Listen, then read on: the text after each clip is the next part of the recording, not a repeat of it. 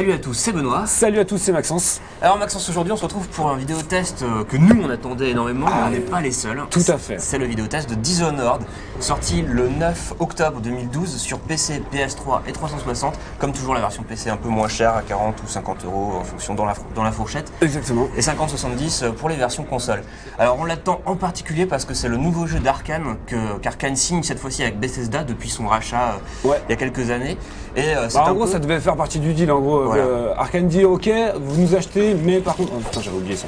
Mais par contre, on fait un jeu qui est à nous, voilà, qui est à nous, qui est pas une licence à vous, qui est vraiment notre création complète du début à la fin. Voilà, et donc du coup, c'est un peu son premier gros projet totalement à licence originale. Et pour le coup, c'est un mélange des genres qu'ils affectionnent eux chez eux, en particulier Harvey Smith et Cole Antonio. En l'occurrence, il y a du BioShock dans l'ambiance et le gameplay, ça se voit assez vite. Ouais. Il y a également du Deus Ex dans pareil le gameplay. Il y a beaucoup de choses dans les choix d'approche. Dans l'approche, ouais, l'approche que tu peux avoir de chaque niveau, l'infiltration ou l'action, on vous le montrera dans la partie gameplay. Ouais. Tout à fait. Et puis du Hitman et du Thief parce que tout tourne autour des objectifs d'assassinat. Voilà, et donc de la discrétion, de la possibilité que tu as de faire d'une méthode ou une autre pour assassiner ou pour collecter les informations ou quelle que soit la mission que tu as, parce qu'il y a différents objectifs évidemment.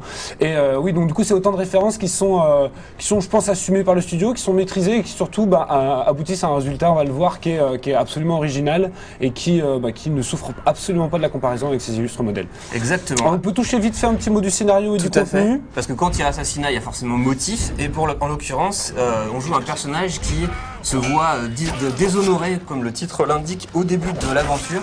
Il servait en tant que chef de la garde et garde prince premier de l'impératrice qui se fait assassiner dès l'introduction. Et du coup tout le jeu, ça va être sa mission de vengeance contre les gens qui l'ont accusé à tort. On imagine toute une série de complots qu'il va falloir démêler. Exactement, il y a pas mal de plot twists, donc de retournements de situation. Le scénario n'est pas non plus incroyable parce qu'il est assez prévisible, donc on s'attend un peu à ce qui va se passer. Donc je me dis, ça reste très bien écrit avec des personnages très intéressants et surtout un univers, une ambiance qui, on le verra dans la partie réalisation surtout, sont absolument, très très très impressionnants en tout cas et très maîtrisés de la part d'Arkane Studio. Exactement, et tout ça sur une durée de vie que toi tu as estimé entre 12 et 15 heures. Ouais, c'est ça. Alors, il y a des vidéos que vous avez pu voir sur le net où les mecs font le jeu en 5 heures. Je pense que c'est possible si tu rushes comme un pourri et que tu butes tout le monde là, comme je suis un peu en train de faire, vu qu'on est en vidéo test, j'essaie de tout faire à la fois, donc je rate forcément. Mais en mode infiltration, moi j'ai mis 14 heures en normal, sachant qu'il y a moyen de le faire plus rapidement ou plus lentement encore, suivant si on met une difficulté plus élevée, si on ne veut vraiment absolument pas se faire repérer, ce genre de choses. Exactement. Mais du coup, on va passer directement sur le principal, la pièce maîtresse de ce jeu qui est son gameplay libertaire. Voilà, c'est parti pour le gameplay. C'est parti. Alors, pour cette partie gameplay, comment ne pas parler d'abord de tous les efforts mis en place pour permettre une infiltration délicieuse. Alors, ouais, j'essaie de le montrer, mais j'ai complètement raté depuis le début. En gros, on a deux stances. On a la stance debout comme ça, où on marche, on fait du bruit, etc. Et celle où l'arme se met de profil comme ça, et où on est discret, on fait pas de bruit. Et on va pouvoir se pencher pour regarder, par exemple, ah tiens, ce garde, qu'est-ce qu'il fait? Je vais suivre sa ronde, donc c'est pour ça que ça prend un peu de temps. Je suis sa ronde, et là, ça me permet de passer dans son dos, donc c'est la base du gameplay, elle est là. Par contre, j'ai oublié d'aller chercher la clé pour ouvrir cette porte, mais peu importe. La clé du gameplay elle est là, c'est-à-dire qu'on va passer entre ces deux modes, suivant qu'on décide d'être agressif ou pas. Voilà, non, c'est pas la clé. Où est la clé? On va la trouver, là voilà. Et voilà, donc tout tient en fait au génie du level design qui fait que, quelle que soit la situation, je sais pas si vous avez vu, mais quand j'étais en bas là-bas, il y a une porte. Cette porte, elle peut mener à la porte que j'ai vue tout à l'heure à l'extérieur, mais je l'ai pas du tout utilisée, je suis pas du tout passé par là. Et le jeu, tous les niveaux en sont truffés de ces genres de passages où, quelle que soit notre volonté, on peut choisir d'approcher le niveau d'une manière ou d'une autre, de manière discrète, de manière pas discrète. Là, je vais passer sur le côté, mais j'aurais pu passer complètement au milieu aussi, mais ça aurait été plus difficile parce qu'il y a des gardes, donc je peux aller les affronter, voilà, c'est vraiment une histoire de choix permanent, et ça c'est vraiment quelque chose qui est hyper bien équilibré dans le jeu, et c'est une putain de une putain de bonne utilisation de la part d'Arkane de ce schéma qu'on a l'habitude de voir dans d'autres jeux comme Deus Ex, c'est-à-dire qu'est-ce que je fais, comment je fais. Donc là, et du point de vue des choix, le premier choix c'est le choix de l'approche, du déplacement, du chemin. Et en l'occurrence, c'est là où le level design, tu disais, était particulièrement génial, c'est qu'il arrive à la fois à combiner des espaces qui sont hyper cohérents, qui sont logiques, où les passerelles sont, on peut les imaginer, on peut se les représenter dans une logique du lieu, du décor, et en même temps, ça répond à une exigence du gameplay. Donc les deux se dialoguent en permanence de manière intelligente. Il n'y a jamais un endroit qui est joli, qui sert à rien, il n'y a jamais une possibilité de gameplay qui peut pas être utilisée en fonction du niveau. Donc c'est toujours, le jeu est hyper bien pensé. Par exemple, la tempête, on l'a vu tout à l'heure, ça m'a servi à envoyer valser les gars, mais ça peut servir aussi également à casser des portes en bois ou ce genre de choses. Enfin, voilà, c'est vraiment un jeu qui est pensé de bout en bout. Et je sais pas si je suis silencieux quand je cours. Un bel exemple de fuite, et t'as réussi. À peu près avec le pouvoir de téléportation qui est celui qu'on utilisera le plus souvent si on veut s'infiltrer, parce qu'il permet d'aller très vite à un endroit. Et de surprendre un garde pour l'étouffer par derrière en un instant. Je vais essayer de le faire, mais par contre, Alors, un autre des points qui était intéressant, tu parlais, c'était de la liberté contrôlée, effectivement, à la fois par le level design qui jugule un peu ta progression, et par le script. Parce que c'est vrai qu'on n'en a pas trop parlé, mais on le voit là, c'est pas des niveaux, c'est pas un monde ouvert, Dishonored, c'est pas des niveaux qui sont complètement comme ça qu'on va pouvoir visiter et qu'on va aborder de manière ouverte. Non, c'est des espaces un peu compartimentés par quartier. Exactement. Et interconnectés. Exactement. Et surtout, on le voit pas trop ici, mais on le verra peut-être un peu ensuite, et on le voit avec des grands bâtiments derrière. C'est un level design qui est quand même vachement vertical. Et ça, c'est quand même une chose qui est assez rare. Genre, BioShock l'est pas du tout, par exemple. Ouais. Et c'est pas le même genre de jeu exactement, mais c'est une des inspirations. Et là, c'est vrai qu'on retrouve une nouvelle sensation parce qu'on a un personnage qui a la possibilité de grimper hyper facilement, qui a la possibilité de se téléporter. Non, c'est pas ça, il est là. Se téléporter assez loin. Alors effectivement, cette verticalité, elle est essentielle parce qu'elle te permet de prendre le temps d'observer quel va être ton plan d'action de ta hauteur et puis de dresser ton parcours. Exactement. Comme ça. Et ce raccourci-là, qui est donc hyper pratique sur PC, là où on se trouve en ce moment, parce que avec la souris ça va hyper vite, mais qui est également présent sur console et qui fait bien son office, ça frise un peu le temps. Donc ça l'arrête pas, mais ça le ralentit très fortement. Du coup, en fait, en plein milieu d'une action, par exemple, là, je vais essayer je vais faire une action, par exemple, je vais arrêter le temps. Voilà. Ce que je vais pouvoir faire ensuite, c'est... Elle, vu qu'elle est innocente, je vais pas la tuer. Donc là, le temps est toujours arrêté. Je vais repasser là. Je vais sortir, par exemple, mon arbalète anesthésiante. Tac, je vais lui mettre une balle. Hop, il est endormi.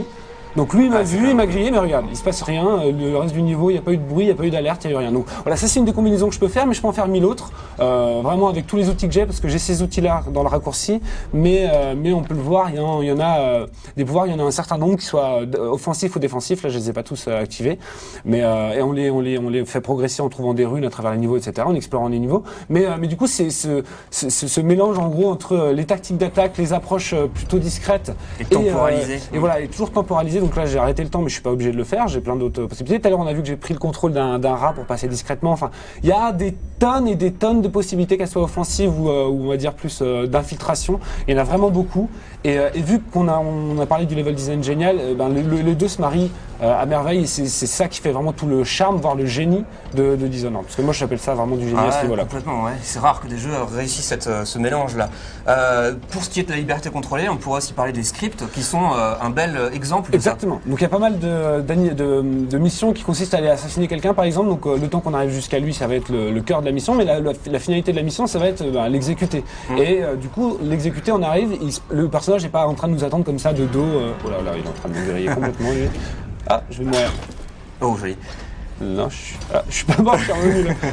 Là, je suis dans la merde. Bon, je vais le niquer. Il est pas tant pis, je vais me le faire. Vas-y, défousse-toi. Je sais pas. Donc il est pas en train de t'attendre, mais il vit sa petite vie. Voilà. Sa petite vie scriptée. Et donc le script, tu vas pouvoir l'interrompre quand tu veux et agir dessus. En fait, c'est pas un script qui est gênant, quoi. C'est un script aéré avec des espaces pour que le joueur vienne s'immiscer et justement le faire déconner vers une suite ou une autre. Exactement. Et tu es dans cette espèce de trois champs d'action, l'approche, le chemin et la finalité qui te sont laissés libres avec donc cette part de script pour disons structurer ton action.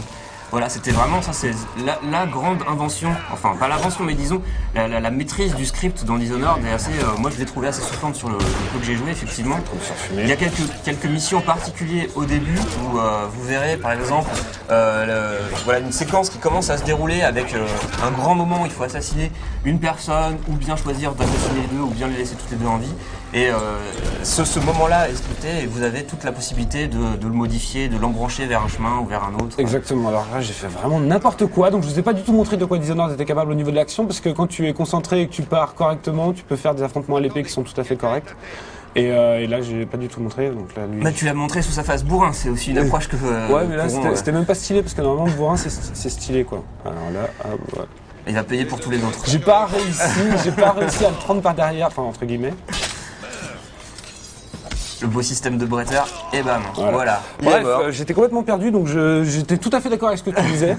Et je pense qu'on a relativement, je sais pas si on a relativement fait le tour du gameplay. On a fait le tour du gameplay. Je voulais juste parler vite fait de l'IA qui était très perfectible. Il y a plein de moments où bah, on devrait se faire voir et on se fait pas voir, ou alors où on devrait pas et où le mec nous rôde. Et du coup, c'est des petites ruptures dans la crédibilité de la scène qui sont fréquentes, pas fréquentes. Ouais, qui sont, bah, ça dépend des situations, ça dépend de notre façon de jouer, mais moi j'ai trouvé ça quand même parfois gênant. Attends, je vais quand même faire un petit quick save. Voilà. Voilà, du coup, donc bon, pour ce point-là, effectivement, il faut pas s'attendre à la meilleure IA jamais produite. Non, mais ceci dit, ça perturbe pas trop. C'est juste un petit manque de cohérence. Alors quand tu vois tout l'univers qui est hyper cohérent, les situations qui sont hyper cohérentes, etc.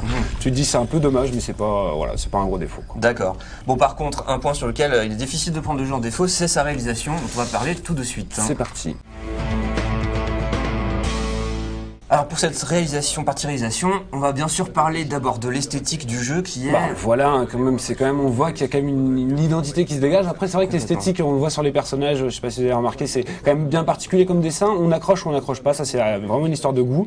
Ceci dit, on peut pas reprocher à Arkane d'avoir fait quelque chose de complètement ambivalent sur l'esthétique. C'est au contraire, c'est assez cohérent, que ce soit dans les intérieurs, les extérieurs, on l'a dit déjà, dans leur agencement, etc. Mais aussi dans la façon dont ils sont dessinés et la façon dont ce monde, cet univers est on va dire, est créé de toutes pièces. Il y a une grande cohérence entre les différents éléments qui le composent. Bon, voilà, par exemple, tu rentres dans une coursive et le moindre espace a été réfléchi, a été agencé les sources de lumière, les trucs comme ça, c'est toujours bien foutu. Ah merde. Ça c'est fait. C'est fait. Il fallait bien mourir une fois dans ce vidéo test. Tout à fait, alors que ça arrive jamais dans le jeu normal si tu fais un petit peu attention. Là, vu que j'ai pas trop de son. J'ai pas de. Mais on va le voir que les temps de chargement sont très très courts sur PC. Exactement, donc esthétique absolument omniprésente avec aussi des espaces qui sont taillés comme ça, qui sont assez frappants, avec un sens de l'urbanisme dans les décors de ville. Ouais. Dans les intérieurs, comme ça on a également une espèce de majesté. On est pris, l'univers en gros c'est un monde d'Unwall qui est pris entre la richesse de ses élites et le bas peuple qui meurt de la peste en fait. Et là on voit, il y a un gros paradoxe entre les intérieurs fastueux, là on va devoir éliminer nos cibles qui sont des sources les gens qui ont le pouvoir dans la cité et quand on se balade dans la rue et qu'on voit des gens qui meurent de la peste à droite à gauche dans des bâtiments complètement déglingués. Totalement. Avec des intérieurs complètement défoncés de partout. Merde, je vais me refaire niquer par le même quoi. Ça c'est assez cool. C'est un des points clés de ce Dishonored esthétiquement, c'est de créer le contraste entre les basses classes populaires qui souffrent et qui sont opprimées et la richesse, l'opulence. C'est un des motifs aussi pour le joueur. On est sans cesse confronté à cette espèce de richesse et c'est une raison de plus d'avoir maille à partir avec cette classe. Exactement. Alors que on le remarque sur les textures, c'est surtout sur console, là on est sur PC, mais surtout sur console, c'est pas ouf. Hein, tu regardes les textures sont pas hyper nettes, on n'est pas sur du CryEngine ou du truc comme ça. Je crois que c'est l'Unreal Engine qui donne un peu tout ce qu'il a et qui est un peu en fin de vie. Le 3, je crois que c'est celui-là, parce que le 4 arrive bientôt. Et donc techniquement, c'est pas incroyable. C'est joli, mais c'est pas incroyable. Mais c'est surtout, c'est vraiment l'esthétique qui fait la différence. Totalement. C'est l'exemple même d'une direction artistique qui arrive à transcender les limites de son moteur. Et pour le coup, on a vraiment pas grand-chose à reprocher là-dessus pour le jeu. On a parlé de l'ambivalence. Tu parlais également du son dont le doublage FR particulièrement. On l'entend en ce moment. Je le trouve tout à fait correct, mais c'est vrai qu'au niveau des gardes, il y a souvent les mêmes voix qui reviennent. Et du coup, c'est un peu, au bout d'un moment, c'est agaçant, sauf que c'est un célèbre doubleur de la télé française et que c'est assez relou. Mais tous les personnages qui ont une importance, dont ce personnage-là, par exemple,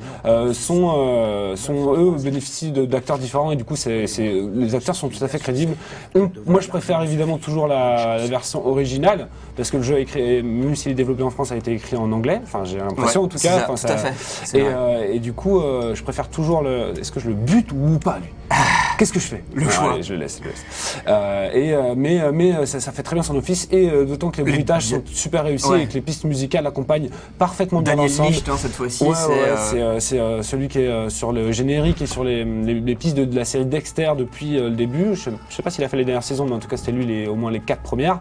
Et qui a fait récemment Silent Downpour. Franchement fabuleuse Downpour, et du coup ici il se love parfaitement dans cette atmosphère, il la souligne juste comme il faut, sans grand thème hyper mélodique qui viennent t'écraser tout à fait, le truc. Donc dans la discrétion, absolument irréprochable. Et les dialogues, l'écriture aussi du jeu qui est quand même aussi très très satisfaisante. Ouais, moi je trouve c'est qu'il y a beaucoup d'efforts, il y a beaucoup de personnages, vous l'avez sans doute remarqué, moi j'ai pas trop de son donc j'entends pas trop, mais beaucoup de gardes qui parlent entre eux, de personnages de PNJ qui parlent entre eux, etc.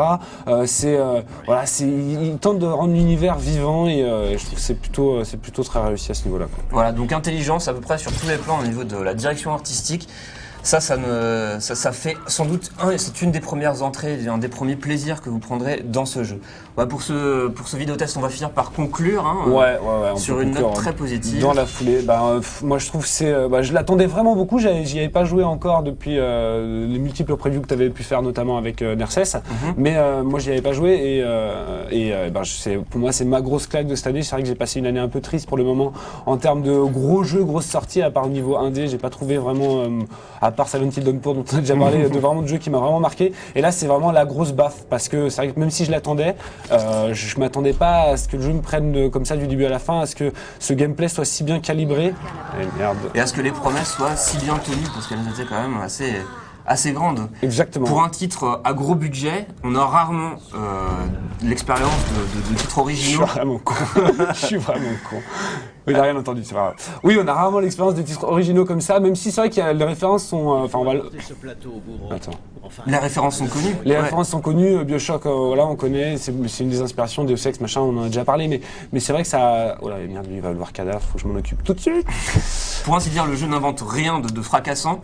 Non, mais c'est pouvoirs quand même qui sont originaux, c'est celui de la téléportation qui est hyper pratique. Tu vois, encore un truc de Level Design que j'avais jamais vu. Ce niveau, j'ai déjà terminé, parce que j'ai terminé le jeu, mais j'avais jamais vu qu'il y avait cette sorte de petite coursive là qui te permet de, si tu n'as pas envie de buter les gars comme un con comme j'ai fait, de passer discrètement. Enfin, moi c'est ça que je trouve ça génial avec le jeu, c'est que je l'ai fini, j'ai fait plusieurs fois chaque niveau, et pourtant j'ai encore plein de choses à en apprendre. Des surprises. Et je trouve que c'est ce qui fait la magie d'un jeu ouvert entre guillemets, c'est-à-dire au gameplay et aux ambitions ouvertes, même si les niveaux ne sont pas autant qu'on aurait pu le souhaiter dans le meilleur des mondes. C'est-à-dire que t'imagines une ville énorme comme ça, aussi bien construite, avec autant de génie et autant de choses qui se passent, moi je signe direct. Peut-être pour la prochaine génération, en tout cas c'est ce que je souhaite. Je souhaite que le jeu marchera pour que Arkane puisse nous en faire une suite, ou alors une nouvelle licence originale avec le même type de gameplay. Moi ça m'irait très bien aussi. Donc, il a du coffre pour ça en tout cas, moi franchement j'espère aussi. Il y a même des chiottes, ils ont même pensé aux chiottes, non, mais quand même.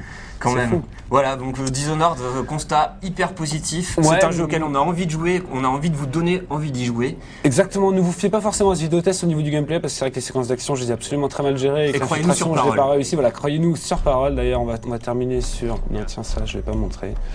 Par exemple. Occupez-vous de sécuriser ça. Je crois que t'es mort, toi.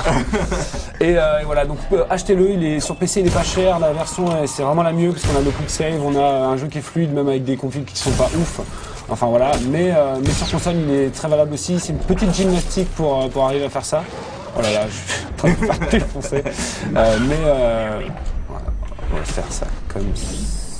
Bon, voilà, on termine là-dessus. C'est une gymnastique qui a trouvé, mais une fois qu'on l'a, le jeu est quand même reste tout à fait jouable et intéressant. Donc que ce soit sur console ou sur PC, laissez-vous tenter. C'est la grosse claque de cette fin d'année. Tiens, prends ça toi.